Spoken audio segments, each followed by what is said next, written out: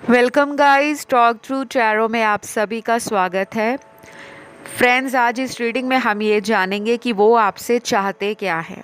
उनकी आपके लिए फीलिंग्स के साथ साथ उनके इरादे क्या हैं, उनकी वर्तमान भावनाएं क्या हैं। और ये रीडिंग जो है पिक ए कार्ड है। स्क्रीन पर आपके सामने ऑप्शंस आपको नज़र आ रहे हैं। जो भी इंट्यूटिवली ऑप्शन आपको अपनी तरफ आकर्षित कर रहा है आप उसे चुन लें।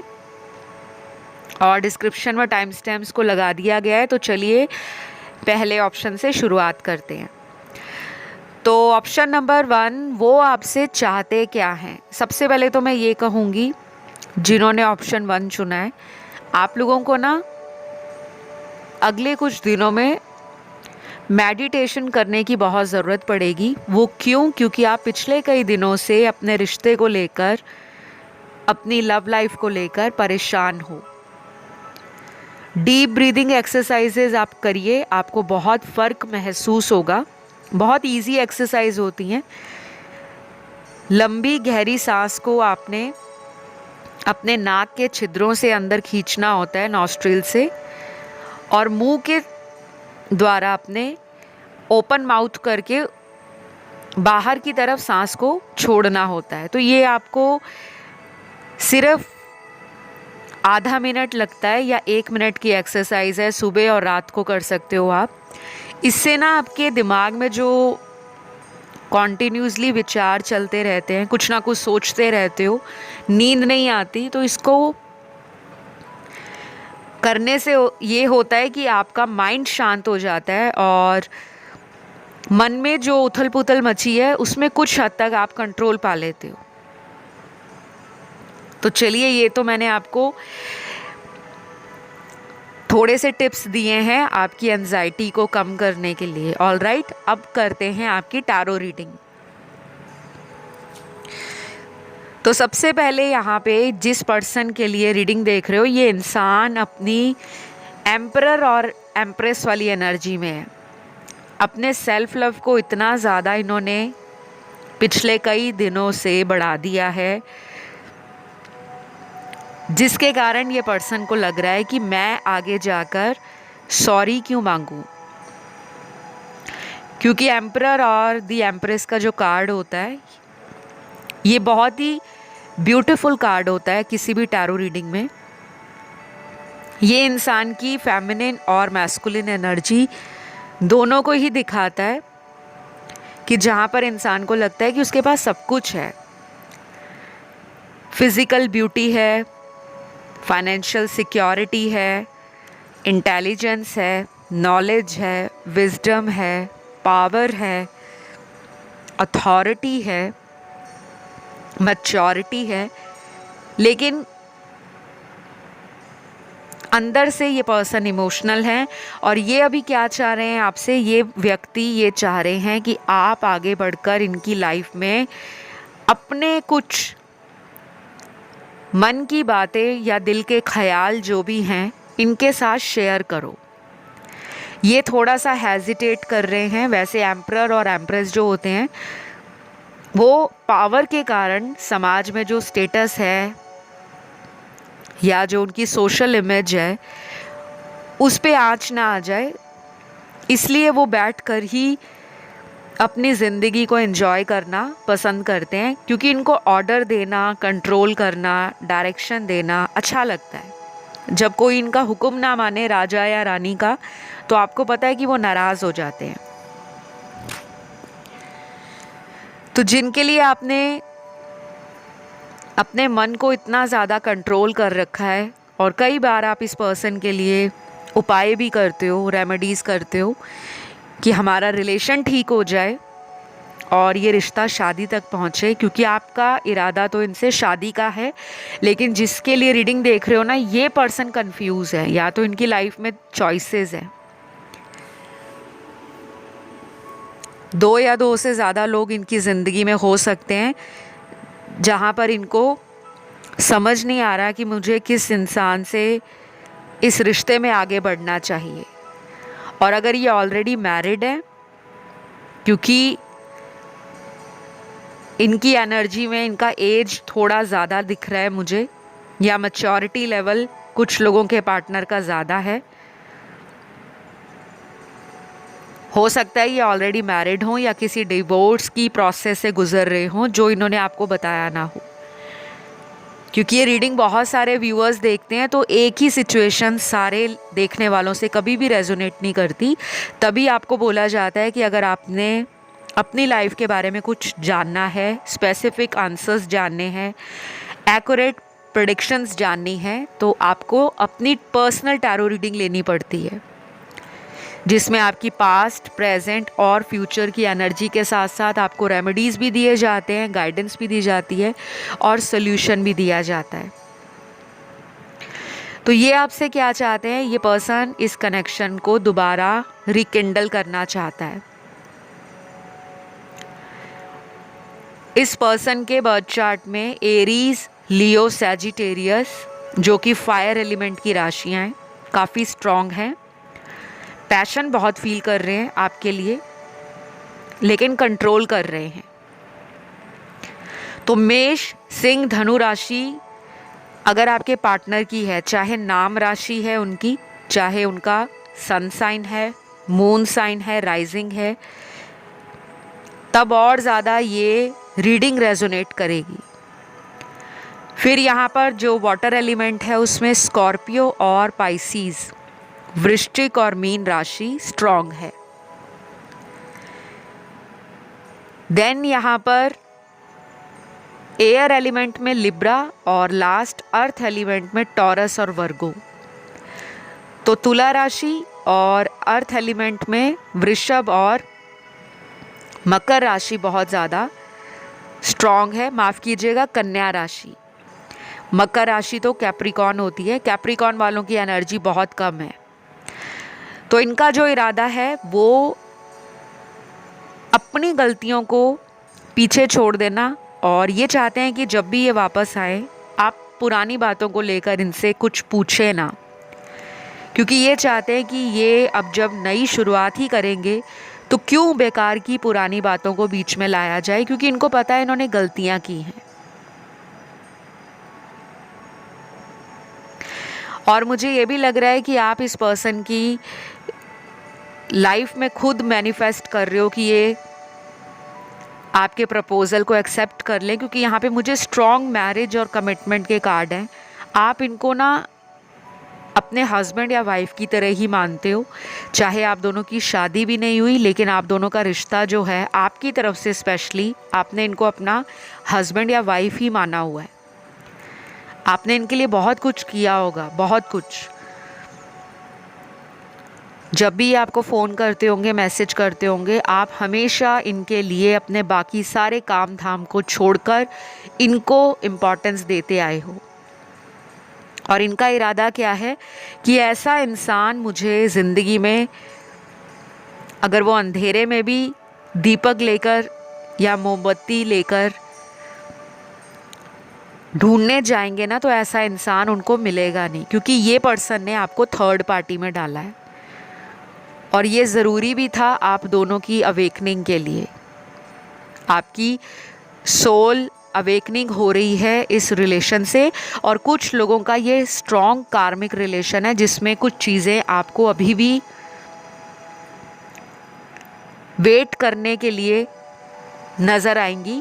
जैसे आप तो चाह रहे हो ये पर्सन आपकी लाइफ में आए, शायद ये आपको वेट करवा रहे हैं, या फिर ये जब आते हैं आपकी लाइफ में तब आप इनको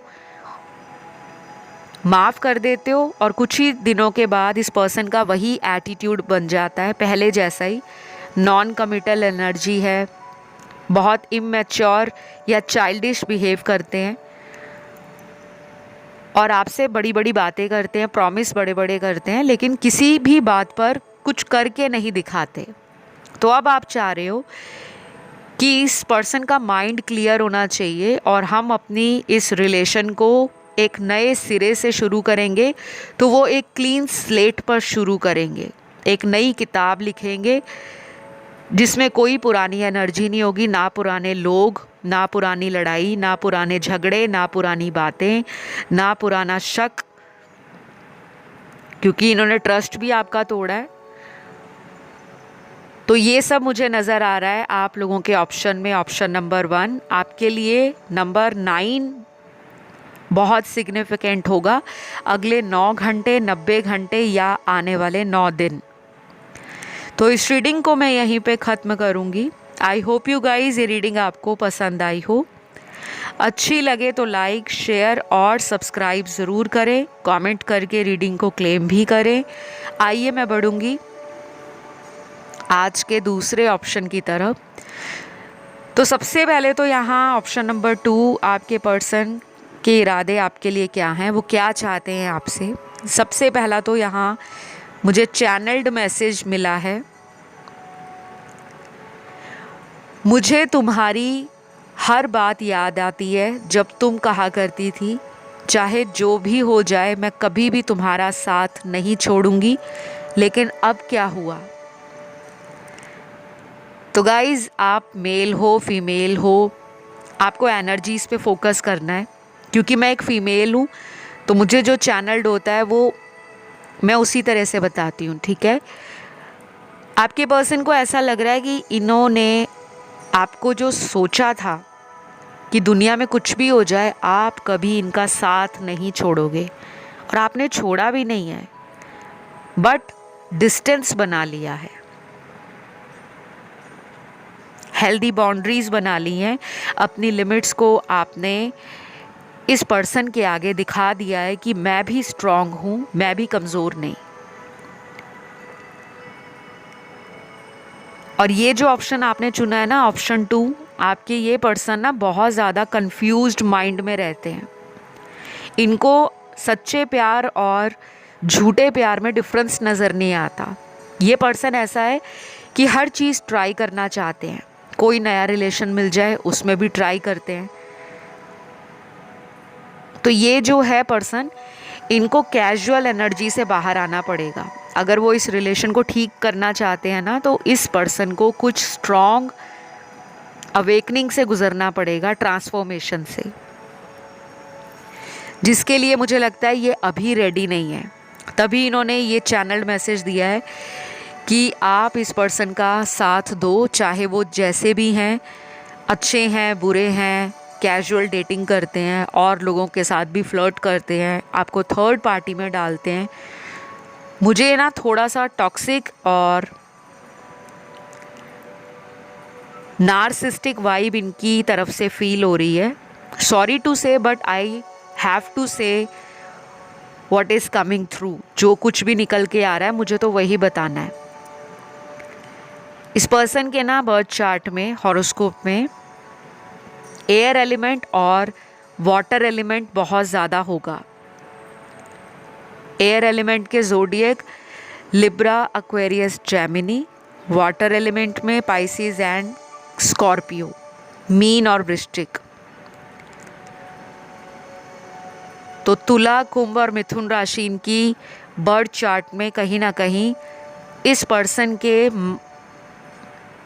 डिसीजन लेने की प्रोसेस को और एक्शन को दो अलग अलग दिशाओं में लेकर जाते हैं। क्योंकि जो एयर एलिमेंट वाले लोग होते हैं, इनका डिसीजन जो होता है ना, कई बार डुअल डिसीजन होता है। डुअलिटी में ये लोग लाइफ जीते हैं अपनी, क्योंकि इनके पास मल्टीपल चॉइसेस होती हैं।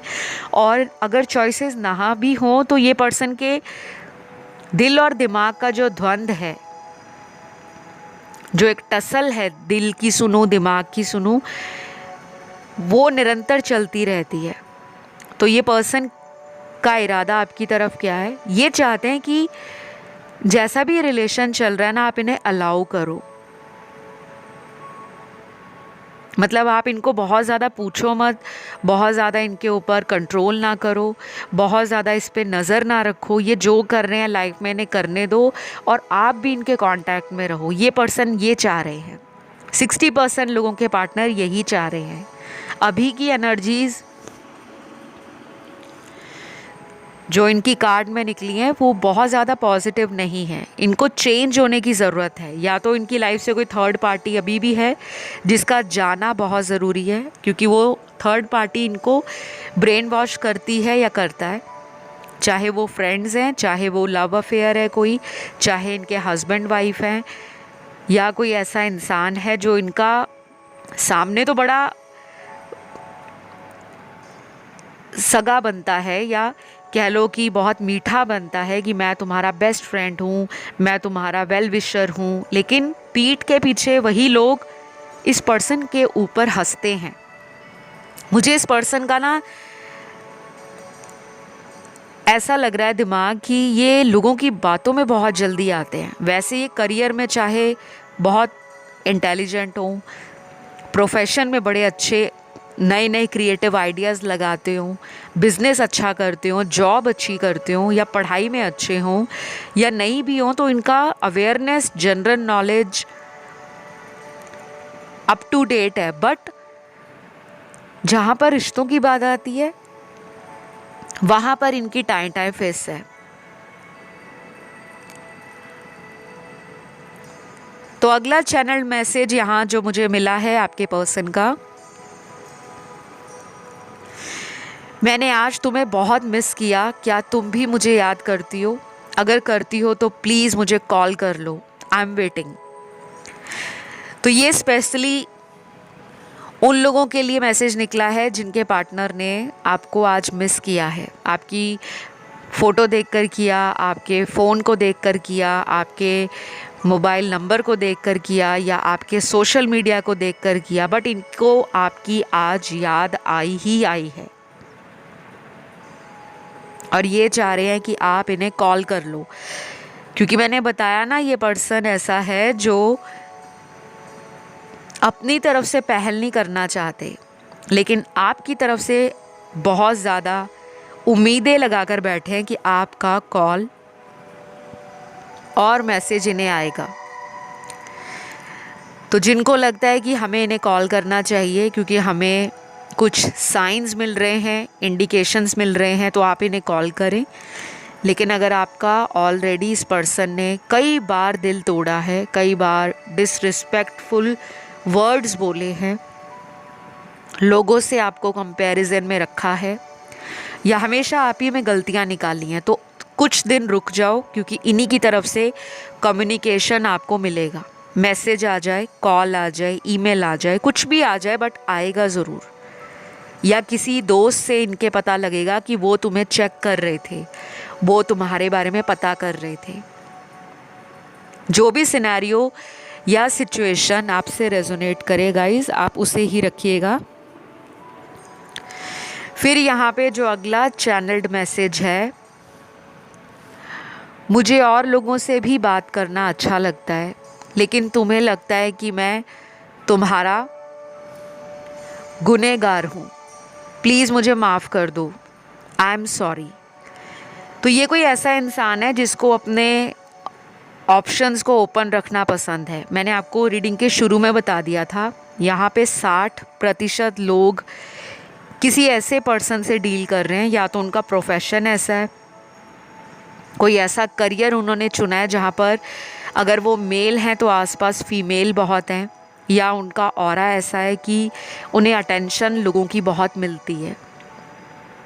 और अगर ये फीमेल हैं तो इनकी फ्रेंड लिस्ट में बहुत सारे मेल ऐड होंगे, या ये जहाँ जॉब करती हैं या पढ़ती हैं या बिज़नेस करती हैं, और अगर होम मेकर हैं, फिर भी आपने देखा होगा कि इनकी लाइफ में मेल अटेंशन बहुत मिलती है, या ये देखने में बहुत ब्यूटीफुल हैं।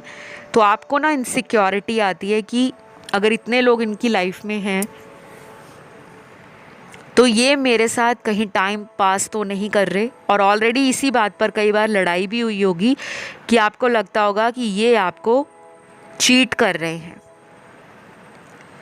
तो ये आपसे सॉरी मांगना चाहते हैं, और इरादा मैंने आपको बताया ना कि सिर्फ 40% लोगों का पार्टनर जो है वो जेन्युइनली इस रिलेशन को कैरी फॉरवर्ड करना चाहते हैं, लेकिन उनको टाइम लगेगा आने के लिए।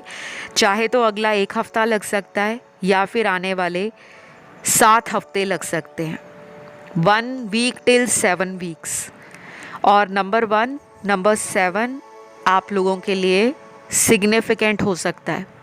अगर 111 बहुत दिख रहा है, 777 बहुत दिख रहा है कई दिनों से या अगले आने वाले दिनों में, तो उस नंबर को आपने डिकोड करना है, क्योंकि 111 न्यू बिगिनिंग्स को बताता है और 777 जो है वो हाईली स्पिरिचुअल नंबर है।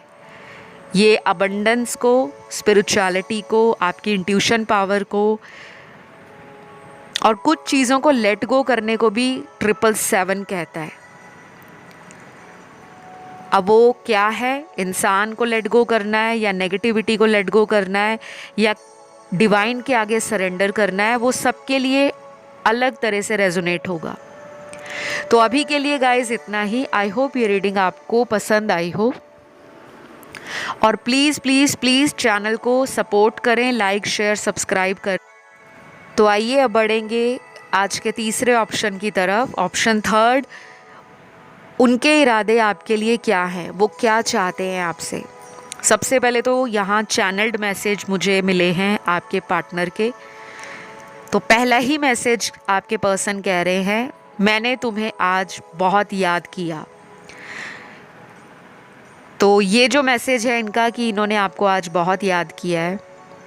हो सकता है आपको आज इनकी याद भी आई हो, आपको कोई इनके बारे में इन्फॉर्मेशन भी मिली हो, या पिछले कई दिनों से अगर आप इन्हें याद कर रहे थे तो आज इन्होंने आपको कॉल किया हो, मैसेज किया हो या अनब्लॉक किया हो, क्योंकि कुछ लोगों को आज इस तरह की अचानक से कम्युनिकेशन डेफिनेटली रिसीव हुआ होगा। और अगर अभी तक नहीं हुआ तो हो सकता है आपको अगले 7 दिनों में इस पर्सन का मैसेज, कॉल, कुछ भी इनके बारे में कोई खबर, कोई न्यूज़, कोई इन्फॉर्मेशन, कोई अपडेट मिल जाए, ऐसा कुछ मिलने वाला है।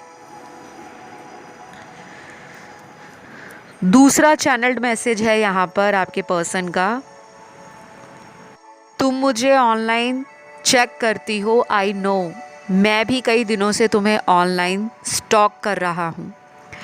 तो गाइज़ इस पर्सन को ना ऐसी वाइब आती होगी, ऐसी एनर्जी फील होती होगी कि आप इन पर नज़र रखते हो, इनके सोशल मीडिया पर आपकी नज़रें हैं। ये पर्सन भी कई दिनों से आपको ऑनलाइन चेक कर रहे होंगे, स्पाई कर रहे होंगे, और ये दोनों के एंड से हो रहा है, आपकी तरफ से भी और इनकी तरफ से भी। लेकिन एक्शन नहीं निकल रहा यहाँ से, क्योंकि इस पर्सन को एक तो कॉन्फिडेंस है कि आपका इनका ये जो रिलेशन है वो आसानी से ख़त्म नहीं होगा, और दूसरी बात यहाँ पर आप लोगों का डिवाइन टाइमिंग अभी राइट नहीं है। अगर आते भी हैं तो कुछ पुरानी बातों के लिए आप इन्हें माफ़ कर सकते हो अगर आपका दिल कहता है, लेकिन जिनको लगता है कि इन्होंने थर्ड पार्टी में आपको डालकर अच्छा नहीं किया तो उसके लिए आप इस पर्सन को कुछ और दिन वेट करवाओ, ताकि इस पर्सन को थोड़ा सा सबक मिले, एक रियलाइजेशन हो कि कहाँ पर ये गलत है और क्यों गलत है। तो अगला चैनल्ड मैसेज आपके पर्सन का है, तुम बस मौका दो, बाकी मैं संभाल लूँगा, आई प्रॉमिस दोबारा कभी हर्ट नहीं करूँगा। तो ये बहुत क्लियर मैसेज है आपके पर्सन का कि ये सिर्फ आपसे ना एक मौका चाहते हैं कि दोबारा मौका मिल जाए, बाकी ये संभाल लेंगे। लेकिन ध्यान रहे कि ये पर्सन थोड़े से दिमाग से चलने वाले इंसान हैं, आपकी तरह इमोशनल नहीं है। मौका देना है तो अपनी टर्म्स एंड कंडीशंस पर दें, क्योंकि जो इन्होंने पहले आपके साथ साइकिल रिपीट किया है, ऑन एंड ऑफ रिलेशन रखा है, बिना बताए लाइफ से चले जाते हैं और बिना बताए लाइफ में वापस आ जाते हैं। तो ऐसे रिलेशन जो होते हैं या तो वो कार्मिक रिलेशन होते हैं, स्ट्रांगली तो कार्मिक रिलेशन ही होते हैं, क्योंकि उनका काम ही होता है कि आपको ट्रिगर दे जाएं ताकि आपका सोल सर्चिंग हो, आप शैडो साइड पे काम करो, आप अपनी इनर वॉइस के साथ कनेक्ट करो, और लाइफ में फिर आप जब ट्रिगर हो जाते हो तो आपका ना जो फोकस है वो प्यार से हटकर स्पिरिचुअलिटी से जुड़ता है, सोशल सर्विस से जुड़ता है, फिर आप डोनेशंस करना स्टार्ट हो जाते हो, बहुत ज़्यादा रिलीजन में मानना शुरू कर देते हो। ये 90% केस में होता है।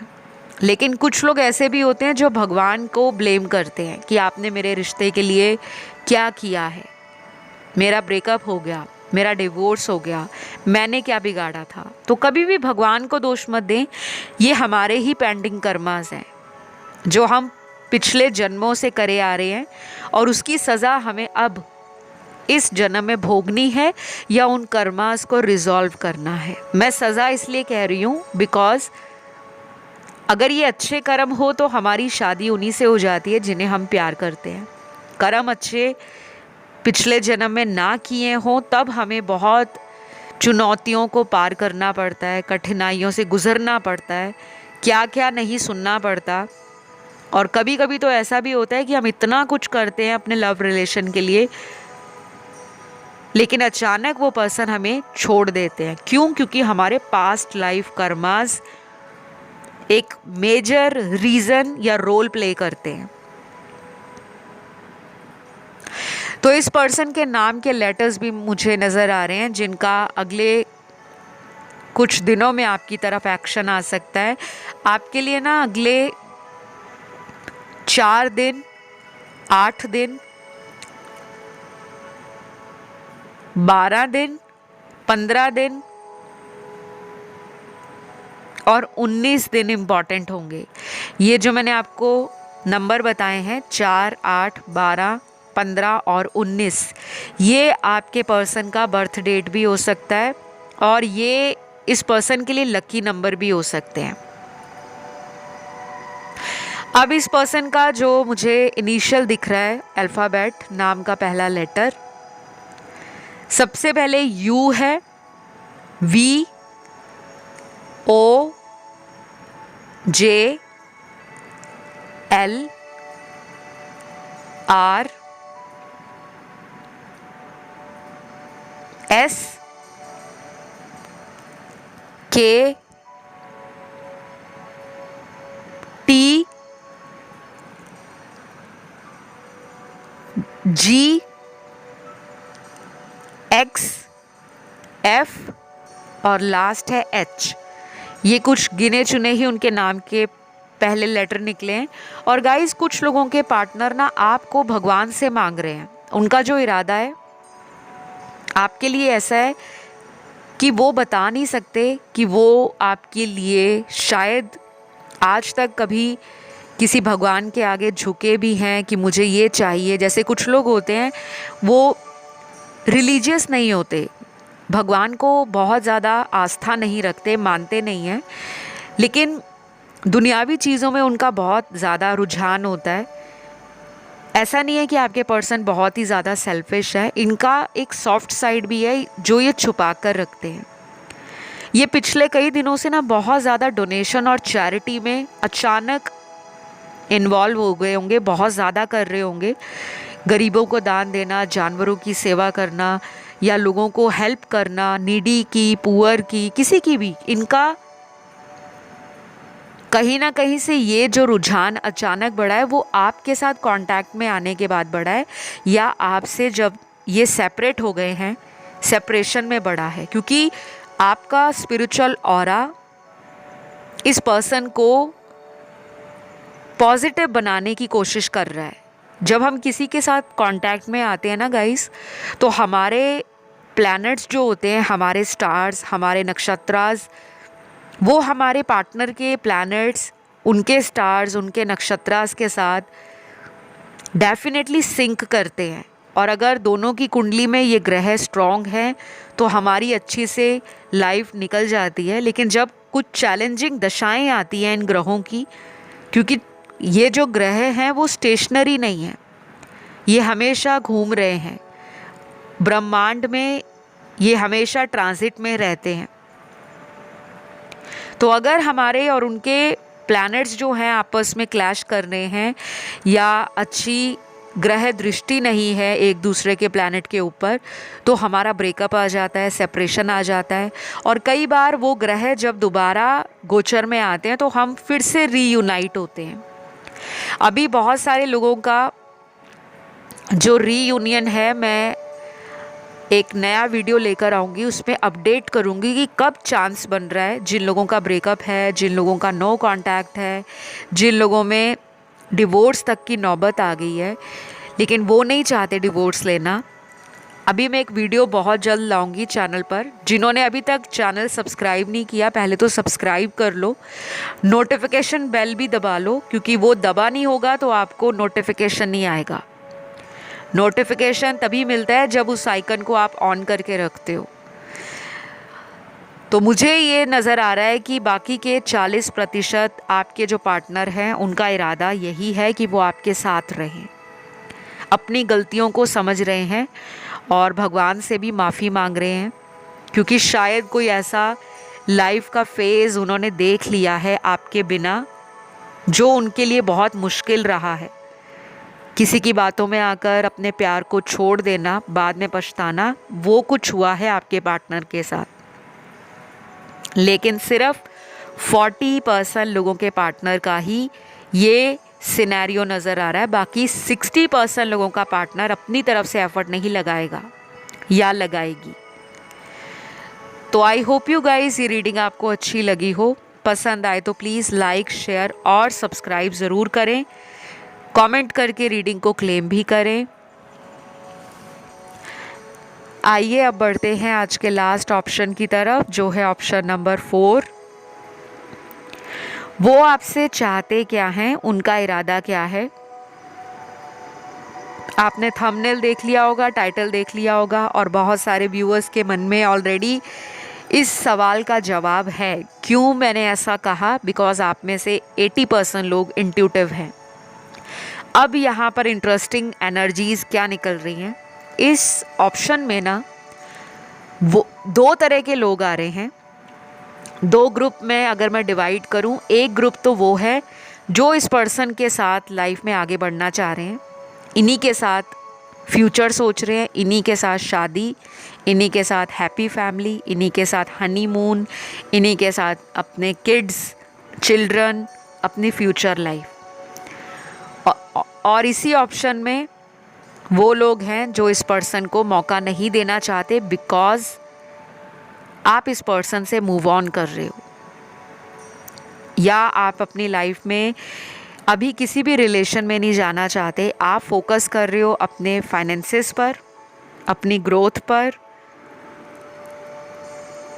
अपनी मेंटल हेल्थ पर, अपनी फिज़िकल हेल्थ पर, और अपने बहुत ज़्यादा जिसे कहते हैं फ्यूचर को लेकर आप कॉन्शियस हो गए हो, क्योंकि आपको इस पर्सन से धोखा मिला है।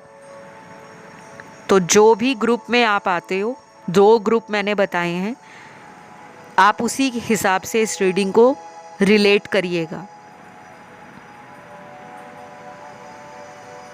तो एक जो ग्रुप है जिसके पार्टनर ने आपको चीटिंग दी है, धोखा दिया है, या आपको झूठ बोल के इस रिलेशन में फिज़िकल रिलेशन बनाए, झूठ पे झूठ बोलते गए कि शादी होगी, कमिटमेंट देंगे, फैमिली से बात करेंगे, और बाद में पता लगा या तो मैरिड निकले पहले से ही, या फिर जिनके पार्टनर अनमैरिड थे उन्होंने भी शादी से मना कर दिया, और तब आपको लगा झटका। रीडिंग आप इनके लिए सुनने आते हो। सॉफ्ट साइड आज भी इनके लिए ज़िंदा है, दिल के किसी कोने में इनका आज भी नाम लिखा है। इंतज़ार कर रहे हो, बट इनको कुछ करके दिखाना चाहते हो।